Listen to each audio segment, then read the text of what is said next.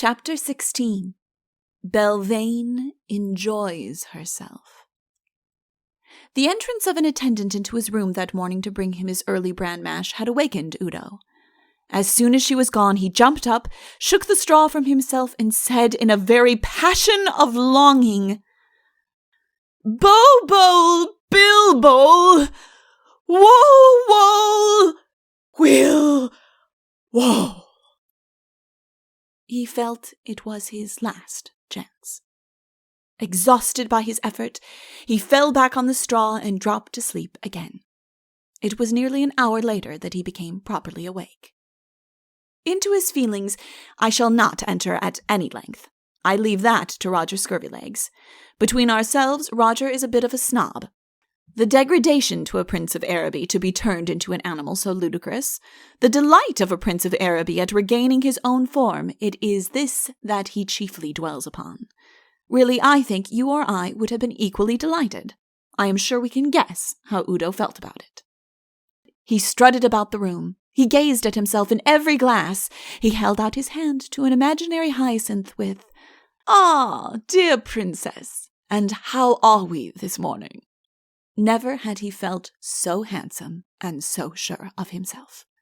It was in the middle of one of his pirouettings that he caught sight of the unfortunate bran mash and uttered the remarkable words which I have already recorded. The actual meeting with Hyacinth was even better than he had expected.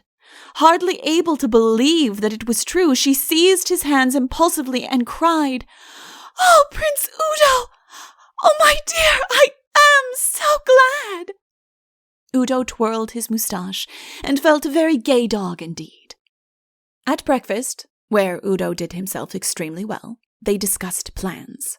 The first thing was to summon the Countess into their presence. An attendant was sent to fetch her. "If you would like me to conduct the interview," said Udo, "I've no doubt that—" "I think I shall be all right now that you are with me. I shan't feel so afraid of her now."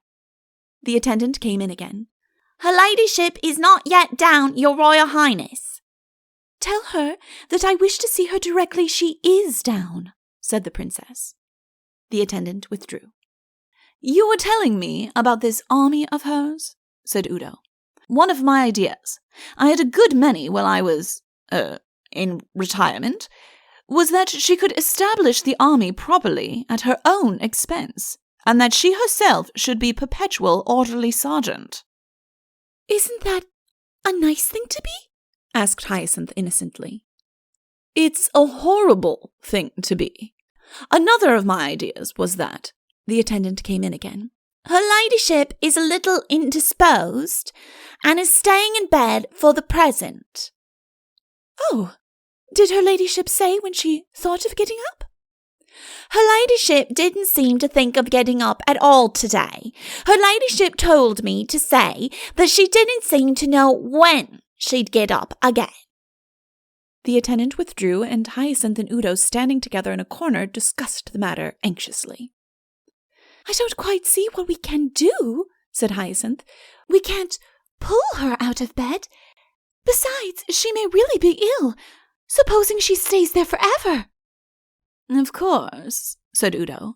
"It would be rather— You see, if we might possibly— Good morning, all," said Belvane, sweeping into the room. She dropped a profound curtsy to the princess. "Your Royal Highness," and Prince Udo, looking his own charming self again. She had made a superb toilette. In her flowing gold brocade, cut square in front to reveal the whitest of necks, with her black hair falling in 2 braids to her knees and twined with pearls which were caught up in loops at her waist, she looked indeed a queen, while Hyacinth and Udo, taken utterly by surprise, seemed to be 2 conspirators whom she had caught in the act of plotting against her. I thought you weren't well, Countess," said Hyacinth, trying to recover herself. "I not well?" cried Belvane, clasping her hands to her breast. "I thought it was his Royal Highness who— but he's looking a true prince now." She turned her eyes upon him, and there was in that look so much of admiration, humor, appeal, impudence, I don't know what, and Roger cannot tell us either, that Udo forgot entirely what he was going to say, and could only gaze at her in wonder. Her mere entry dazzled him. There is no knowing with a woman like Belvane, and I believe she had purposefully kept herself plain during these last few days so that she might have the weapon of her beauty to fall back upon in case anything went wrong.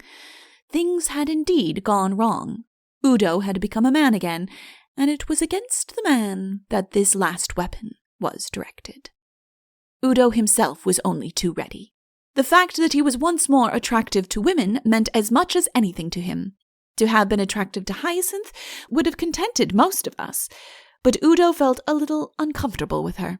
He could not forget the last few days, nor the fact that he had once been an object of pity to her. Now Belvane had not pitied him. Hyacinth had got control of herself by this time. "Enough of this, Countess," she said with dignity. "We have not forgotten the treason which you were plotting against the state. We have not forgotten your base attack upon our guest, Prince Udo. I order you now to remain within the confines of the palace until we shall have decided what to do with you. You may leave us." Belvane dropped her eyes meekly. "I am at your Royal Highness's commands.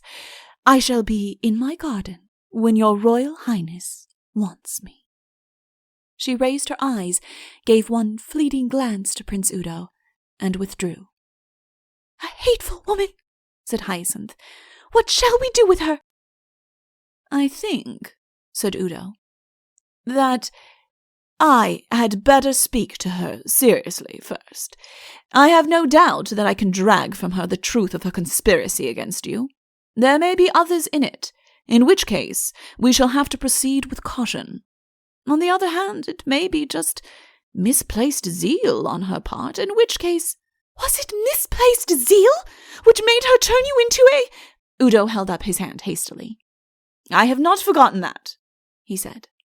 "Be sure that I shall exact full reparation. Let me see. Which is the way to her garden?" Hyacinth did not know quite what to make of her guest. At the moment when she first saw him in his proper form, the improvement on his late appearance had been so marked that he had seemed almost the handsome young prince of her dreams. Every minute after that had detracted from him. His face was too heavy, his manner was too pompous. One of these days he would be too fat. Moreover, he was just a little too sure of his position in her house. She had wanted his help, but she did not want so much of it as she seemed to be likely to get. Udo, feeling that it was going to be a rather nice day, went into Belvane's garden. He had been there once before. It seemed to him a very much prettier garden this morning, and the woman who was again awaiting him much more desirable. Belvane made room for him on the seat next to her. "This is where I sit when I write my poetry," she said. "I don't know if your Royal Highness is fond of poetry." "Extremely," said Udo. "I have never actually written any, or indeed read much, but I have a great admiration for those who, admire it. But it was not to talk about poetry that I came out here, Countess." "No?" said Belvane. "But your Royal Highness must have read the works of Sasharino, the famous bard of Araby." "Sasharino, of course. Blood for something. He who something. I mean, it's a delightful little thing. Everybody knows it. But it was to talk about something very different that I— "'Blood for blood, and shoon for shoon. He who runs may read my rune," quoted Belvane softly. "It is perhaps Sasharino's most perfect gem." "That's it!" cried Udo excitedly. I knew it! If only I could— He broke off suddenly, remembering the circumstances in which he had wanted it. He coughed importantly and explained for the third time that he had not come to talk to her about poetry. "But of course, I think his most noble poem of all," went on Belvane, apparently misunderstanding him, is the ode to your Royal Highness upon your coming of age. Let me see, how does it begin? Prince Udo, so dashing and bold, is apparently 18 years old. It is 18 years since this wonderful prince was born in the palace, I'm told.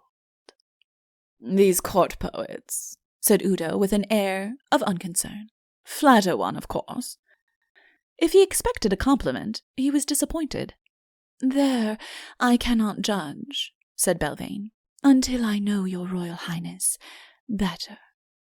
She looked at him out of the corner of her eyes. Is your Royal Highness very dashing? One, that is to say. He waded on uncomfortably, feeling less dashing every moment. He should have realized at once that it was an impossible question to answer. Your Royal Highness, said Belvane modestly, must not be too dashing with us poor Euralians.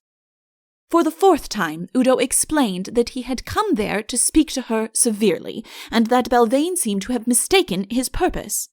Oh, forgive me, Prince Udo, she begged. I quite thought that you had come out to commune soul to soul with a fellow lover of the beautiful. No, said Udo. Not exactly. Then what is it? She cried, clasping her hands eagerly together. I know it will be something exciting. Udo stood up. He felt that he could be more severe a little farther off. He moved a few yards away and then turned round towards her, resting his elbow on the sundial.